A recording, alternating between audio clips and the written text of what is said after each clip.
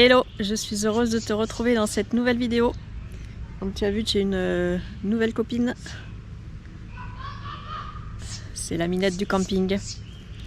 Alors aujourd'hui, on t'emmène, on laisse la forêt pétrifiée, on t'emmène dans un parc, le Cañadón Pinturas, où il y a de jolies randonnées à faire, mais également un site exceptionnel qui s'appelle Las Cuevas de los Manos. Reste bien assis, regarde cette vidéo jusqu'au bout. En attendant, je te souhaite une très bonne semaine. Abonne-toi, active la cloche et n'oublie pas de nous mettre des pouces. Porte-toi bien et je te dis à la semaine prochaine. Ciao ciao. Dis au revoir la Minette. Au revoir, au revoir.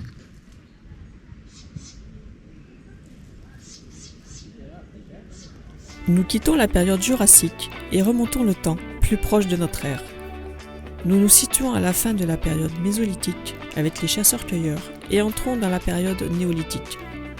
Nous nous dirigeons vers le parc Portal Cañadón Pinturas, connu entre autres pour ses peintures rupestres, sur le site de Las Cuevas de los Manos. Ce parc propose des kilomètres de sentiers qui vous offrent des vues panoramiques sur les montagnes andines, les canyons profonds aux terres de différentes couleurs. C'est un lieu habité par les choïques, les guanacos et les pumas, espèces protégées par la Fondation à l'intérieur du parc.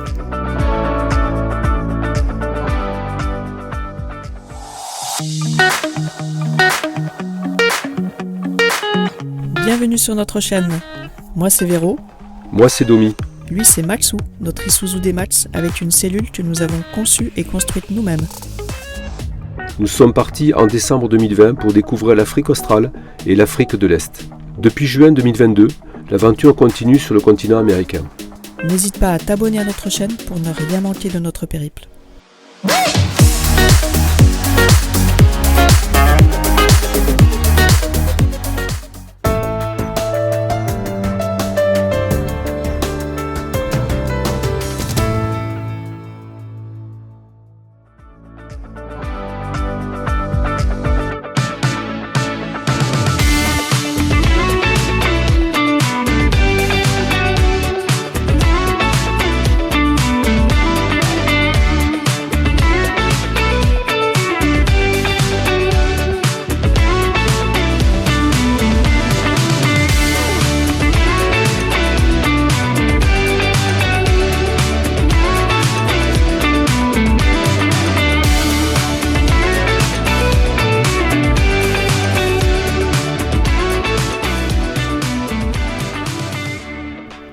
Après la nuit passée au cœur de ce parc, avec pour compagnons les guanacos au coucher du soleil, nous nous engageons dans cette randonnée de 22 km. Très vite, nous sommes subjugués par ce paysage qui s'offre à nous. Une étendue quasi désertique sur des kilomètres carrés, la magie opère avec en toile de fond les sommets enneigés.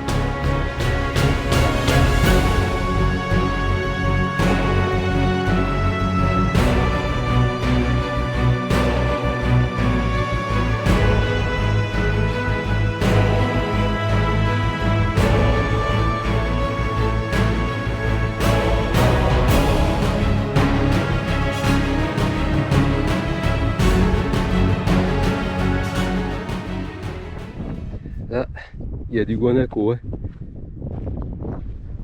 Le puma a dû sévir. Là aussi. à ces vaches, hein, t'as vu?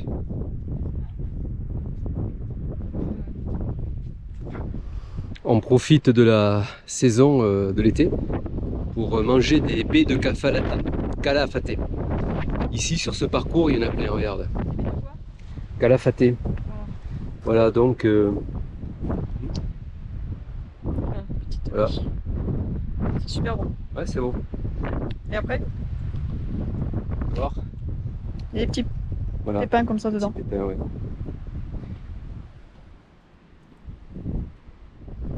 Après, ce qui est très marrant. Mais moi j'aime bien. C'est vrai que tu fais ça. Comme les pépins de les noyaux de cerise.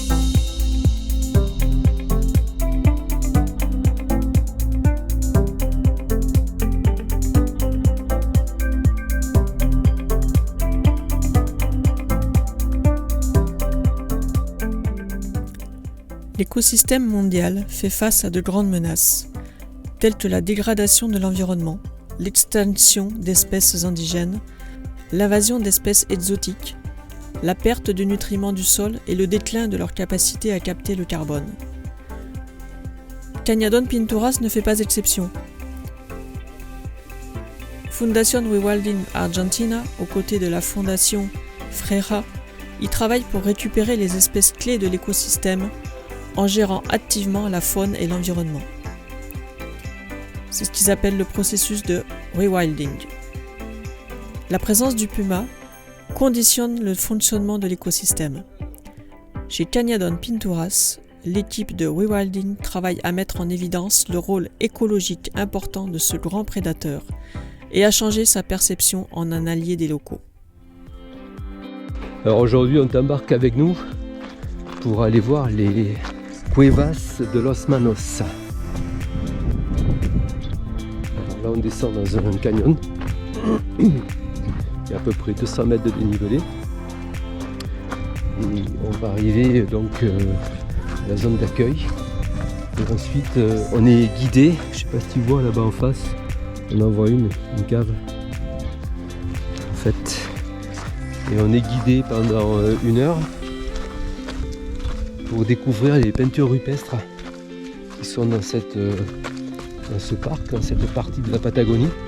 Donc là on se trouve en dessous de comment ça s'appelle Puerto Moreno. Perito Moreno. Perito Moreno, c'est pas le glacier, hein, c'est la ville Perito Moreno. On est 50 km au sud de Perito Moreno, donc on est toujours en Patagonie bien sûr. On est très proche du Chili. Et ici il y a un grand parc donc, qui préserve donc ces peintures rupestres. Et c'est un parc aussi de sauvegarde, de conservation de la faune, de la flore sauvage qui est endémique. Donc on retrouve bien sûr les classiques, hein, le guanaco, le nandou, le puma. Alors le nandou non mais c'est une variante du nandou. C'est la même famille, un petit peu plus petit. Ouais. Et le puma, donc le puma, on en a vu ce matin. Il y a un puma là, qui était dans la zone cette nuit. Parce qu'on a dormi ici dans un camping, un free camping, on était quasiment seuls. Et puis ils nous ont aussi, les gardes, mis en alerte sur la présence d'une araignée qui est visiblement mortelle. Une petite araignée noire qui est zébrée de rouge. Celle-là, il faut vraiment être très méfiant parce que ils nous ont dit surtout tant que vous êtes sur les sentiers, il n'y a pas de souci dès que vous sortez des sentiers, attention, si vous asseyez, faites très attention. Voilà. Et là on arrive, là je te montre le canyon. Là en bas il est magnifique. Ouais, là c'est très beau. Ouais, ils ont créé un sentier pour descendre. Allez, on se retrouve à Cuevas de los Manos. On va faire la visite. Allez, à tout à l'heure.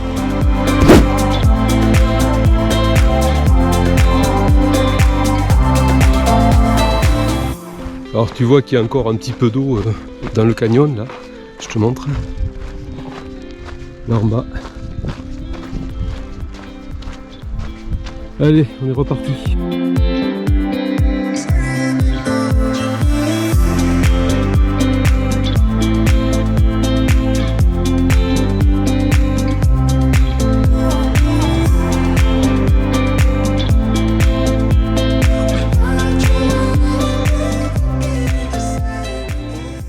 Ah, là on va traverser le petit ruisseau. On est au fond du canyon. Puis on continue vers Cuevas de las Manos.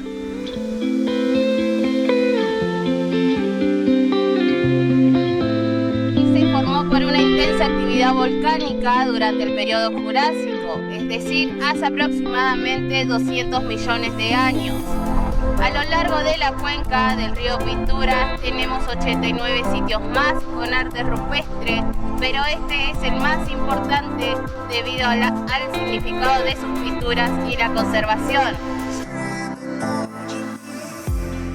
L'intérêt de ces peintures rupestres réside dans leur grande antiquité. Jusqu'à présent, les inscriptions les plus anciennes datent de 7350 avant Jésus-Christ. C'est l'une des plus anciennes expressions artistiques des peuples sud-américains. Il a été désigné monument historique national en 1993 et déclaré site du patrimoine mondial par l'UNESCO en 1999. Les peintures rupestres ont été réalisées au cours d'une longue période qui va de 9300 à 1300 avant Jésus-Christ. Ce sont les premières manifestations artistiques connues des peuples sud-américains. Ces mains, 829 ont été dénombrées, sont l'œuvre des Tehuelche et de leurs ancêtres, des chasseurs-cueilleurs. Les animaux sont également représentés, surtout le guanaco qui était l'animal qui leur servait de nourriture, mais qui servait également à faire des vêtements.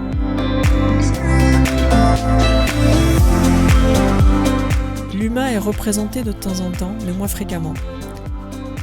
On peut y apercevoir des bébés, ainsi que des scènes de danse.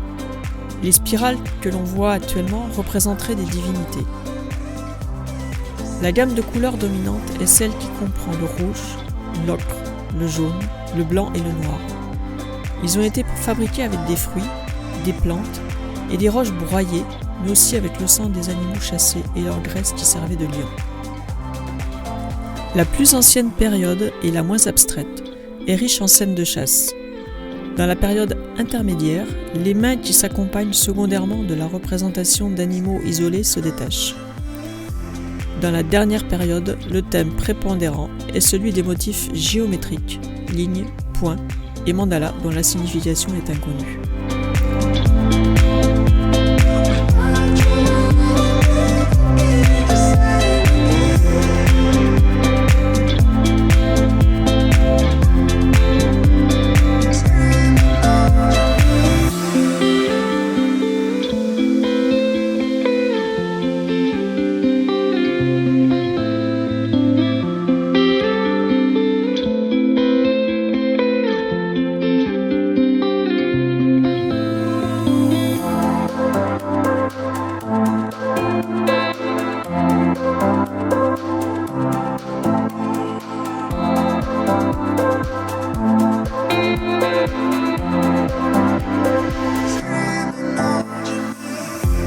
Voilà, la visite est terminée.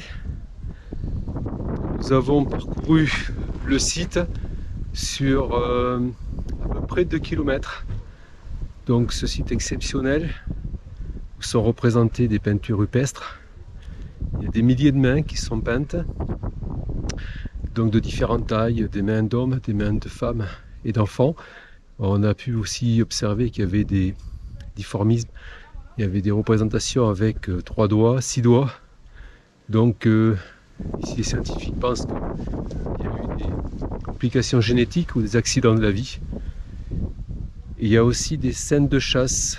On a vu pas mal d'animaux, de guanacos, de pumas, de nandous aussi, l'autruche d'Argentine.